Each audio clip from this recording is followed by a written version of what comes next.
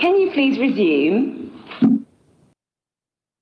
Thank you, Chair. I wish to respond to Councillor Newton's points about transport and a couple of points that I wanted to raise about this development. So, residents and new residents will be welcomed with some subsidised bus and rail passes. There'll be Beryl Bike Credit and or car club membership to encourage the use of sustainable travel and to help them settle in.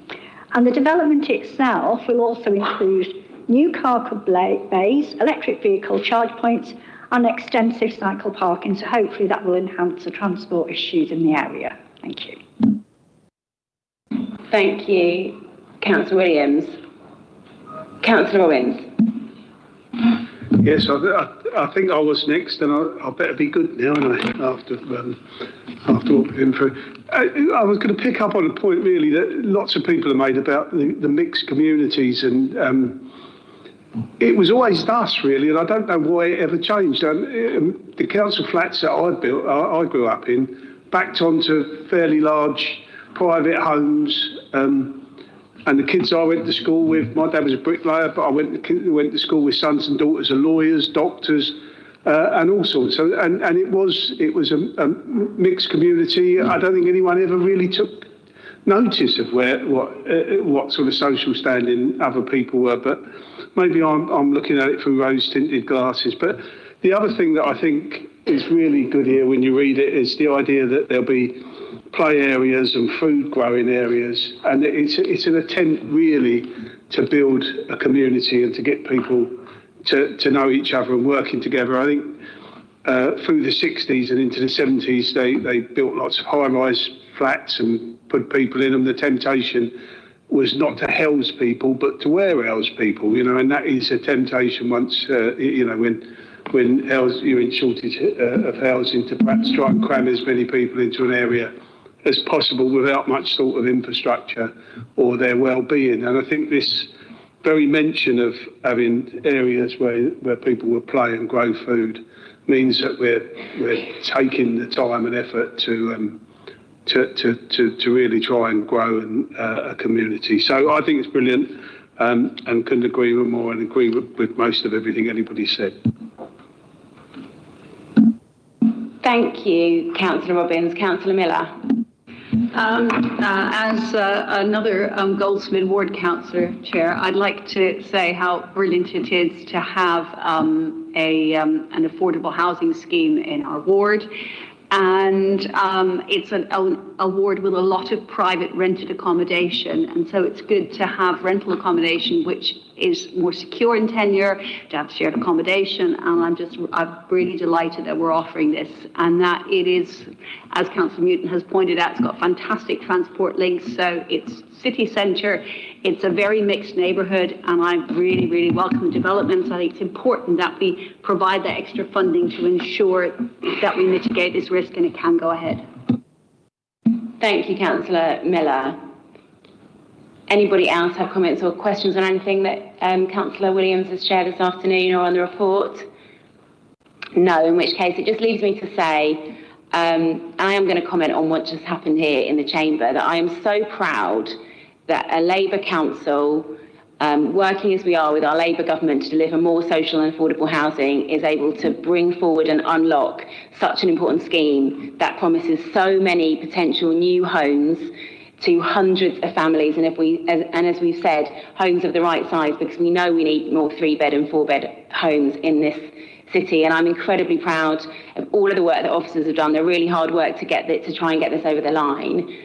I've long suspected that the campaigning organisation Acorn Brighton is much more interested in silly stunts and in funding their own business model to keep themselves going than really that bothered about affordable housing for residents that so desperately need it in our city. And as if they were trying to prove my point, to come and interrupt a session where we are talking about delivering council housing, so much council housing in our city, with a protest that is all about them getting their numbers wrong, their statistics wrong, not really understanding our new bailiffs policy, as they get so much wrong again and again and again, misunderstanding, but just trying to fuel that cycle of outrage and you know, self-promotion.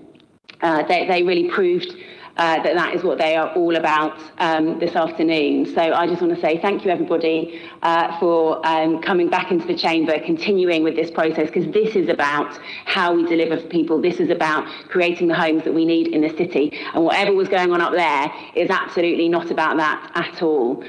So without further ado, are Cabinet members happy to approve the recommendations in this report? Agreed. Thank you very much, everybody. And we will move on now to, I believe it's our secondary school admissions report. So, Councillor Taylor, can you please introduce this? Thank you, Chair. So this time, pretty much every year, we look at our school admissions, and typically there are some changes. I just wanted to start with some of the context, which I know members are already aware of, but it's worth recapping to put it in the context of the overall decision. The first thing is to just quickly recap on secondary school admissions. And last year we went through a consultation process on a new set of secondary school admissions changes that we then passed full council with large support of full council, including some opposition members. Those changes were quite significant and quite wide-ranging, and as we mentioned earlier, were subsequently appealed on a number of different angles and elements of those admissions and went to the schools adjudicator, which is absolutely right and proper and part of the process within the system that we exist.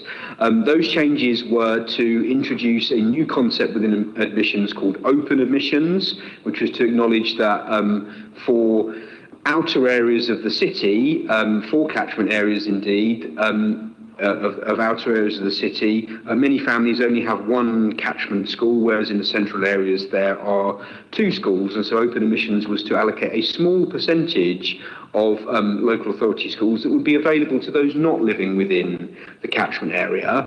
In addition, we introduced or clarified in our admissions the free school meal priority admissions, which is to say that those eligible for free school meals would have a higher priority within admissions, although starting with families that are within catchment area first, who are on free school meals, and then if up to 30% is not filled, then families from outside that catchment area. And then we also made a change to catchment areas, one change in catchment areas in the east of the city, which changed the catchment areas for Long Hill High School and Dorothy Stringer and Barn Dean, and those changes meant more balance between the catchment areas in terms of deprivation and eligibility for free school meals. We were very pleased that the adjudicator did not find in favour of the objections and upheld our admissions arrangements and concluded that they were not unreasonable and they were not unfair and they were not discriminatory. And indeed, we understand from many others around the country that ruling is a significant one nationally, which may well have national precedent, and we know that other local authorities and other schools in other areas are looking at that very closely and considering how their admissions might be made fairer.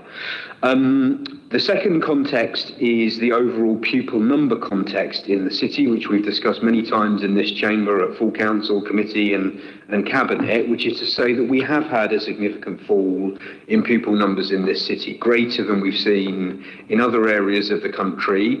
And that unfortunately, as our forecasts show in the papers, is not going away. Our forecasts suggest that at the primary level, there may be a surplus of school places of around 25% in 2027, so a couple of years off.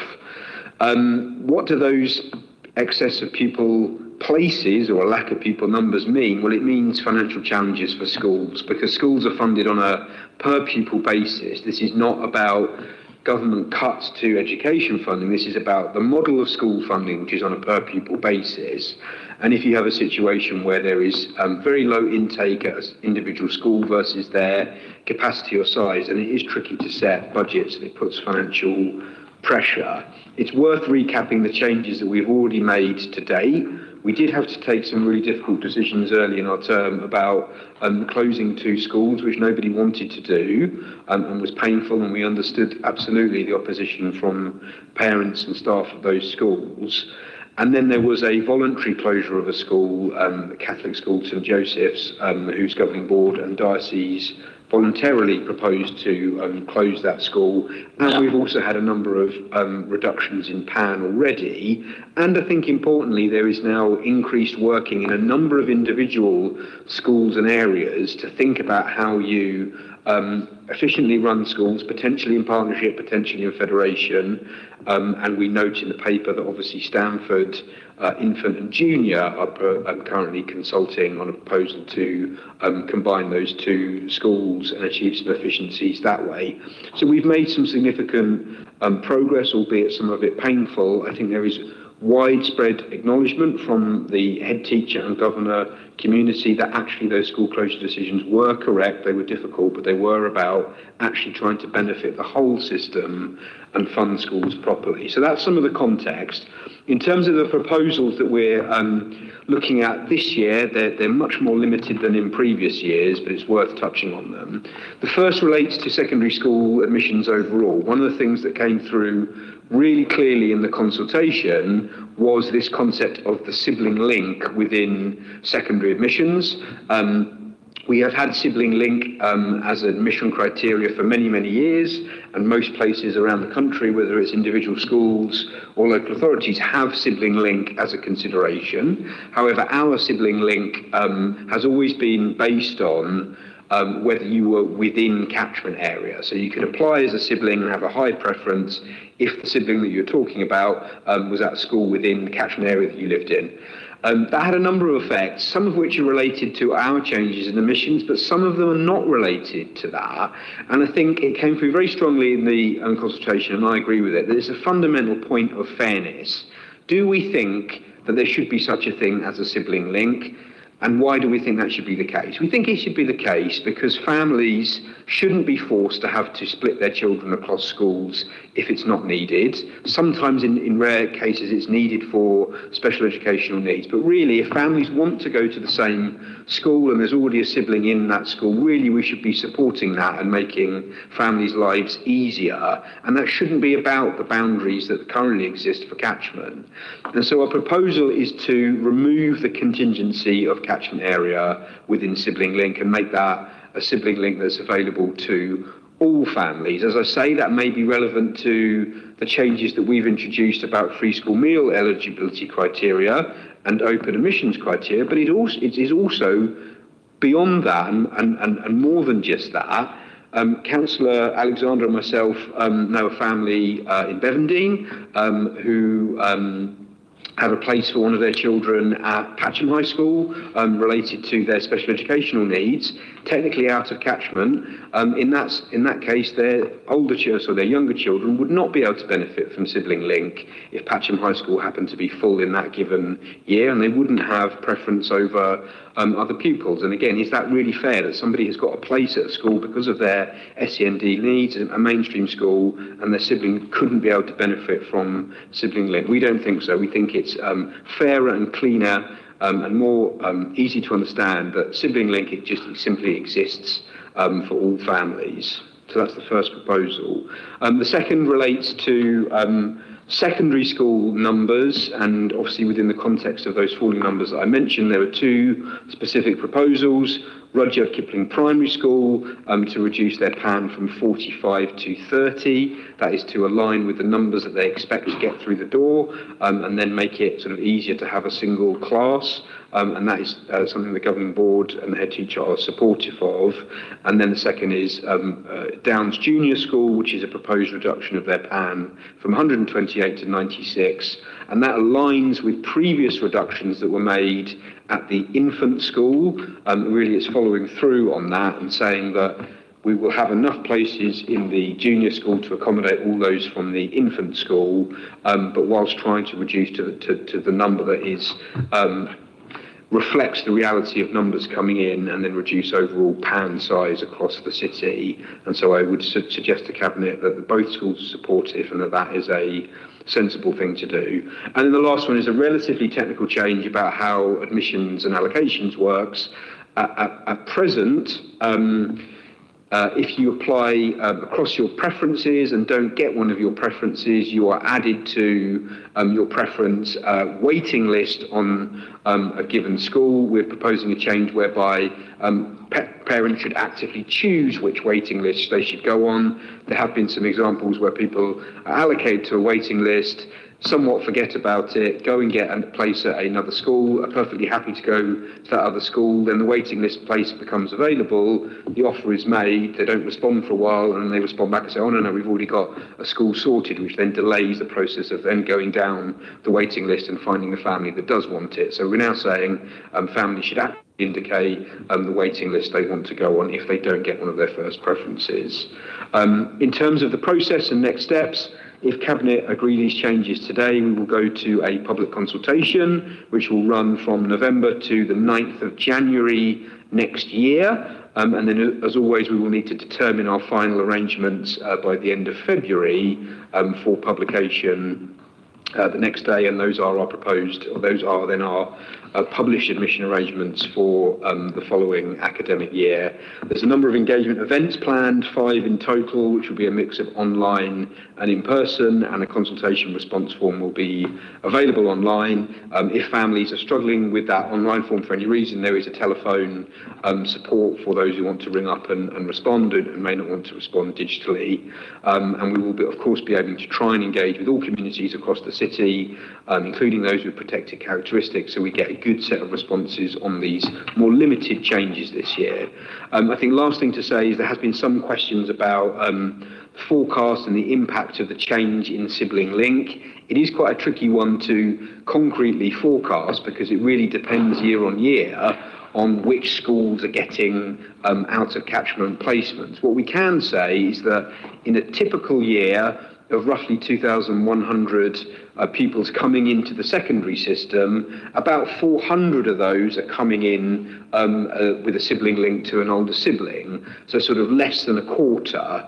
And so, we could say, but again, this is a fairly speculative forecast. You could say that in a typical year, if we're looking at the central catchment area, if there are a number of open admissions places that are being gained, 15 and 17 at Stringer and Varndine, that about a quarter then might then subsequently have a sibling link. So we're talking about very, very low numbers. We're talking about potentially, 8 to 10 extra pupils that might gain a place via sibling link, but that's obviously something that can be explored in the consultation. And so, Chair, with that, I think these set of proposals align with our overall objective, which is to try to align the pupil numbers in the city with the places in our schools, but also to have a fair admission system that's fair for all families across the city, and I think sibling link is an important part of that. Thanks very much, Councillor Taylor. That was really clear. Councillor Alexander. Hi, mine's more sort of a comment, really. I just wanted to say that how proud I am to be part of the Labour administration that brought about some of these policy changes to school admissions last year.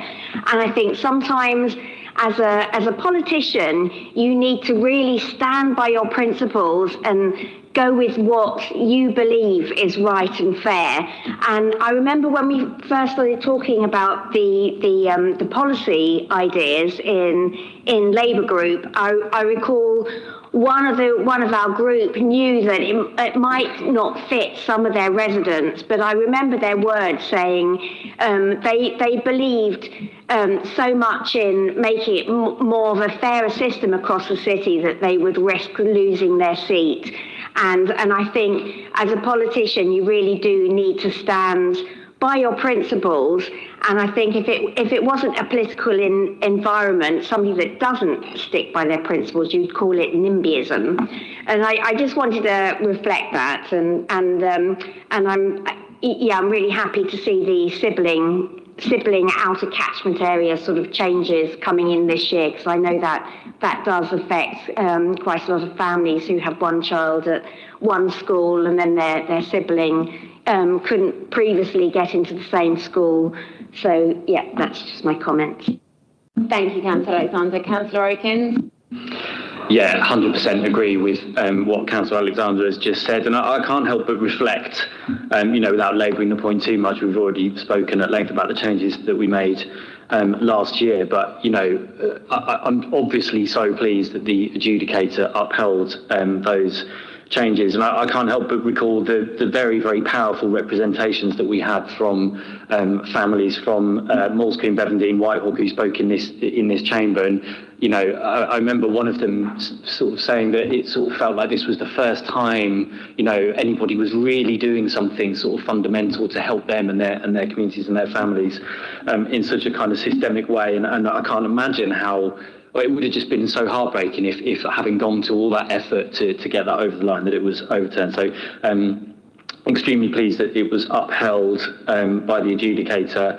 And then obviously the sibling link, I mean, to me that was always a bit of an unfinished business about what we did last year. The sibling link to me exists and has existed in the admissions arrangement for a very long time, because it's a principle, right? If you've got a sibling in the school, it's only right that the younger siblings should be able to benefit from the support of that older sibling, and vice versa indeed. And of course, the families, we all know what it's like trying to, many of us sitting here in this room are sort of doing school runs on the way in and juggling emails and stuff. Imagine trying to get people to two different schools. So like I said, I think it was unfinished business, and yeah, very pleased to see that going out as consultation. That's it from me.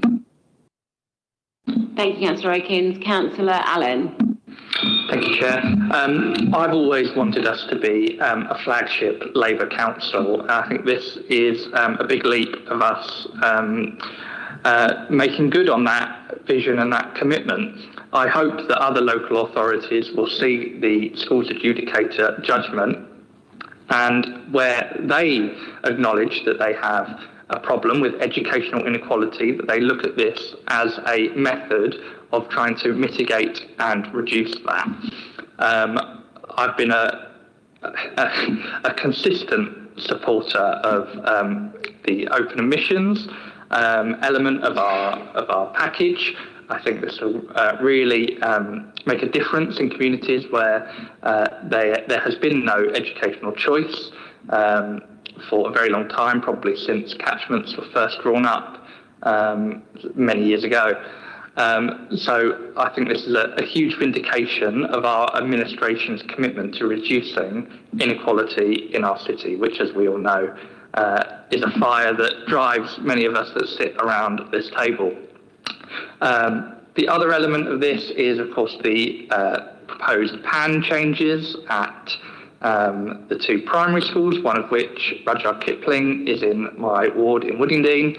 I will, of course, be attending that consultation, and I think we have to do whatever we can to keep our family of schools sustainable, and as finances are linked directly with pupil numbers, that is a completely coherent way of doing that. Personally, I think the way the schools adjudicator is set up and that framework that makes it so easy to reject PANs, even PAN changes, I should say, even when governing boards, school leadership acknowledge the need to go down, is something that needs to be looked at by the Department for Education.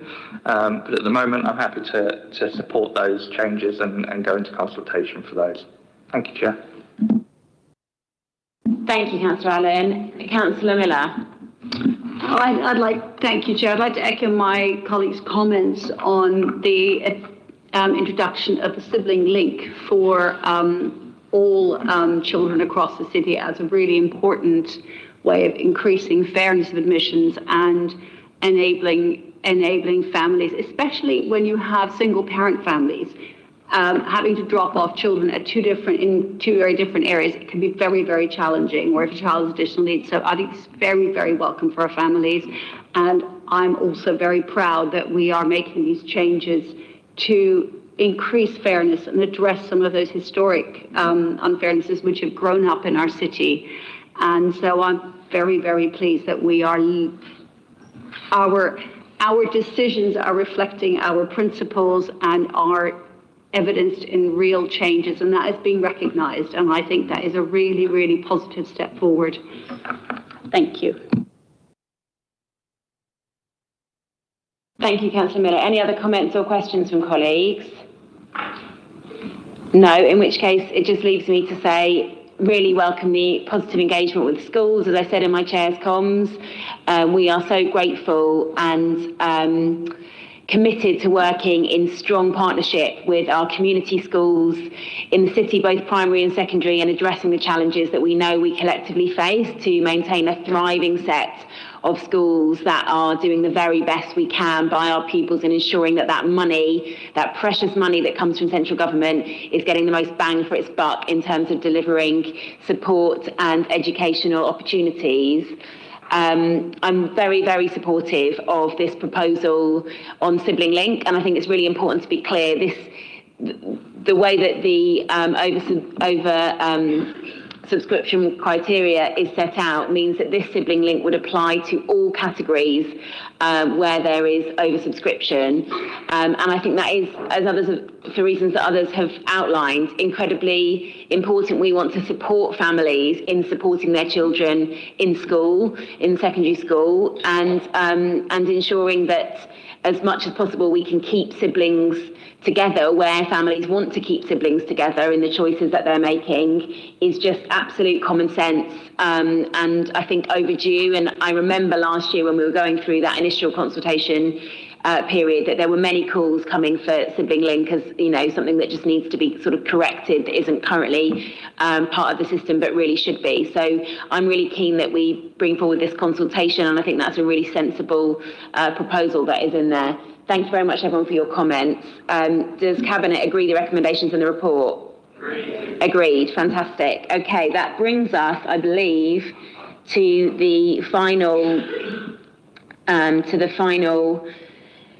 item for today. And I will just bring this up on my agenda. So this is an update on women's football in Sussex, and I am introducing this report. So I am excited and delighted to bring forward this report and set of recommendations this afternoon. I am proposing that the submission of a bid by our Labour Council to be a host city for the 2035 FIFA Women's Football World Cup forms part of the Labour government's bid for the tournament to be hosted in the UK. And specifically today, I am asking Cabinet colleagues to agree to delegate appropriate authority to officers to enter into the host city agreement and host city declaration attached to part 2 of this report and any related documentation, and to note that the commercial arrangements and associated potential costs of being selected as a host city are set out in the part 2 report, and the safeguards that are in place should funding not be available is also set out in the part 2 report. To rewind a little bit, we discussed at last month's Cabinet meeting in part 1 session the tremendous value we see in hosting international tournaments in our city, the value that brings to our city and regional economy, and the way in which it inspires our communities, particularly at the grassroots level, and particularly when it's women's tournaments, inspiring girls and women to take part in activity and sports, to try new things, and encourages people in their healthy lifestyle choices.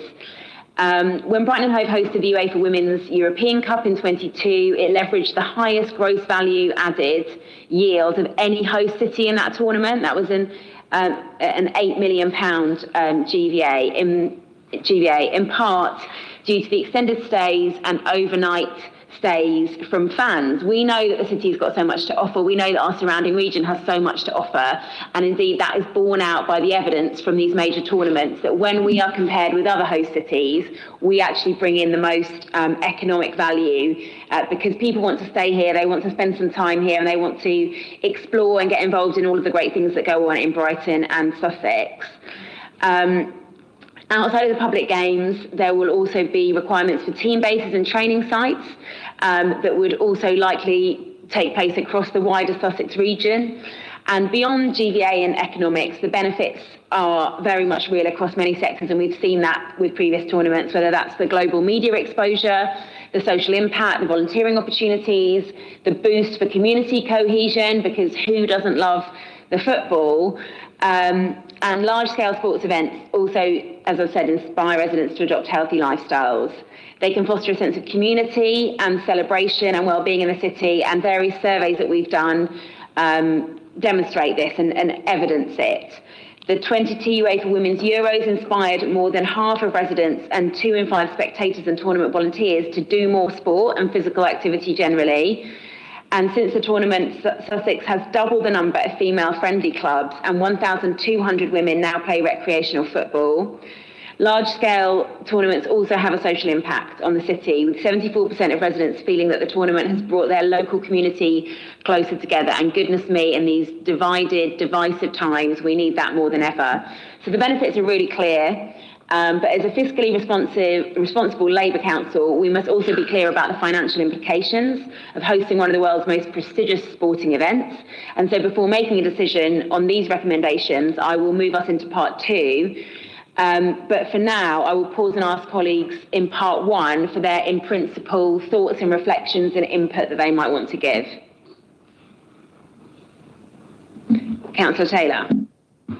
Well, thank you, Chair. And I think it's just worth pausing and reflecting how exciting this potentially is for the city and for the region, by the way, because, that's our stadium in the city is not just a football club for the city, it's also a football club for the region, and there's supporters right across Sussex. We know that they come from all over Sussex.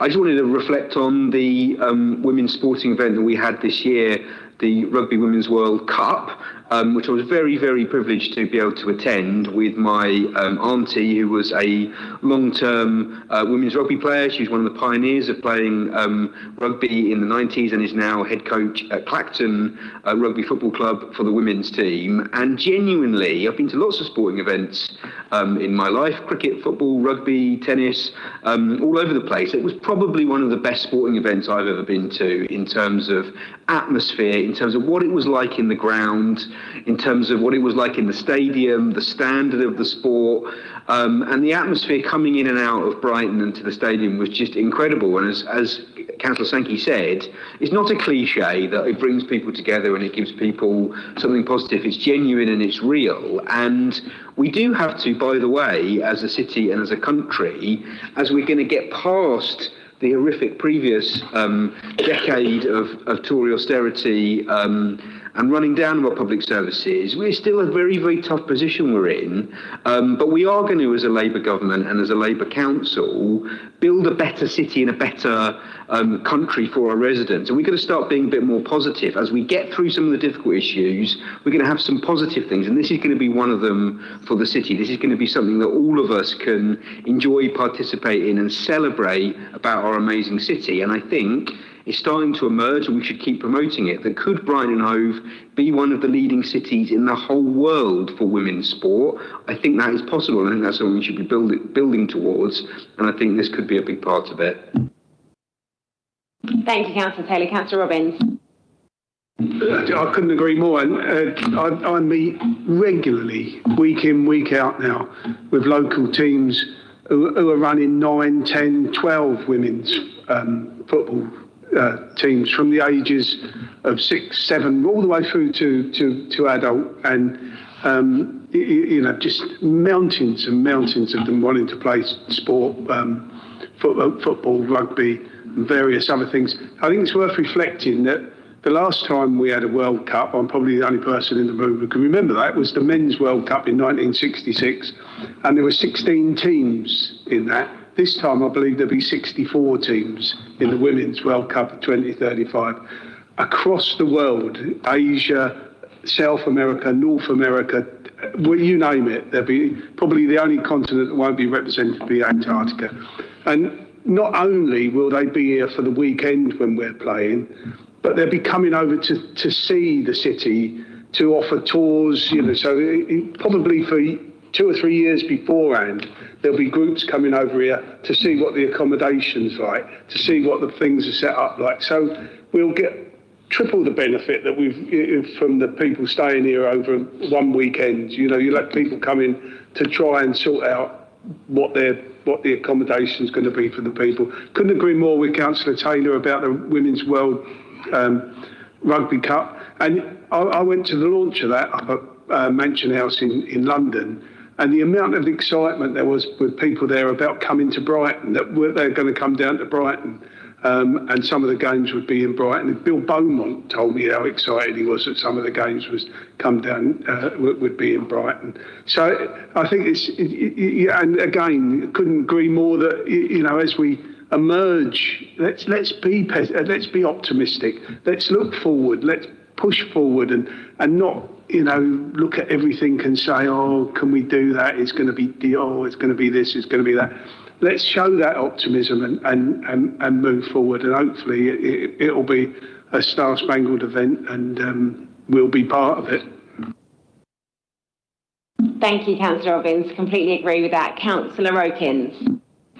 Thanks, Joe. Yeah, it's very exciting. I think when we discussed this last time in part one, I referenced my niece who plays in the Junior Premier League for Ebbsfleet, and it's been amazing to see her sort of passion and commitment to the game, and seeing the rise of the women's game over the last several years has been really, really exciting. And let's be honest, the men's team have been trying to bring football home for almost 60 years now, and the women's team have done it not once but twice by winning the European Championship. So it's an amazing story, and how exciting it would be for our city and our region to be part of that story. So yes, very, very exciting indeed.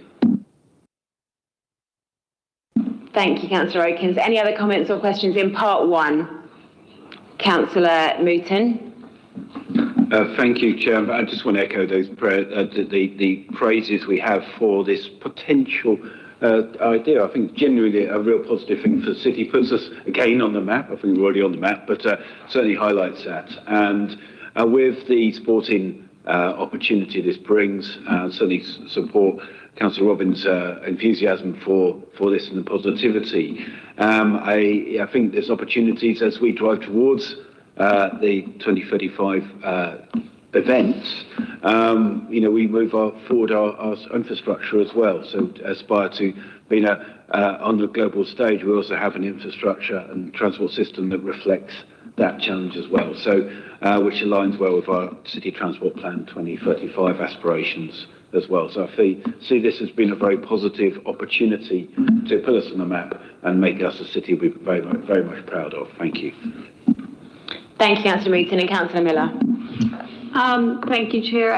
Speaking as the Cabinet Member with responsibility for tourism, I cannot begin to tell you how important these global events are for raising our profile and ensuring that we have a prominence which is hugely larger than a city of less than 280,000 would normally have.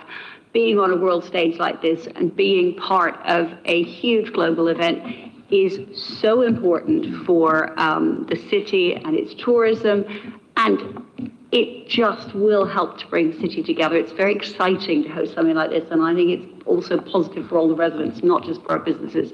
So I'm really delighted to support this. Thank you, Councillor Miller. Any other comments in part one? Okay, thank you. In which case,